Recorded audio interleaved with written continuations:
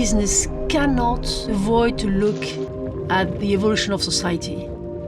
Business is a platform for change. The more we integrate what are the key challenges of society, what are the key expectations of the young generation that is coming, the more we will be part of the solution and not part of the problem.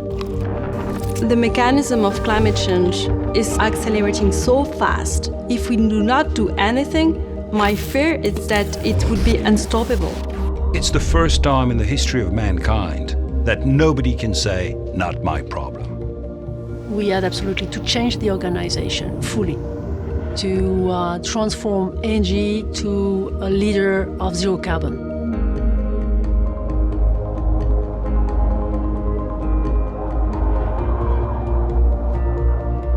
When Isabelle announced this plan to transform fundamentally the company, she decided the world of the past is not our future.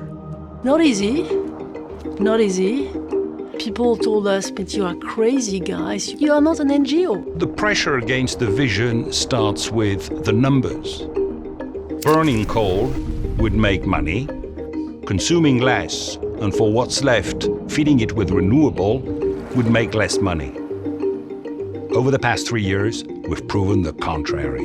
Now the question would be, what would be the best technology for the future? To move the needle, to be at the forefront of the zero carbon mission and fully dedicated to innovation. We had a revolutionary idea and a value proposition, and we needed to be supported by revolutionary tools. Therefore, it didn't take us a long study to pick Salesforce as our strategic partner at this defining moment where we pivot from the old world to the new.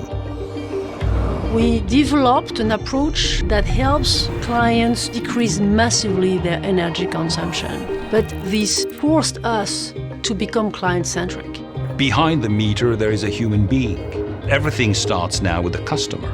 And Customer 360 is a way to look at everything at a single source of truth. It's really a tailor-made solution to build trust between our company and our customers. To help them to build their own zero-carbon roadmap for the future.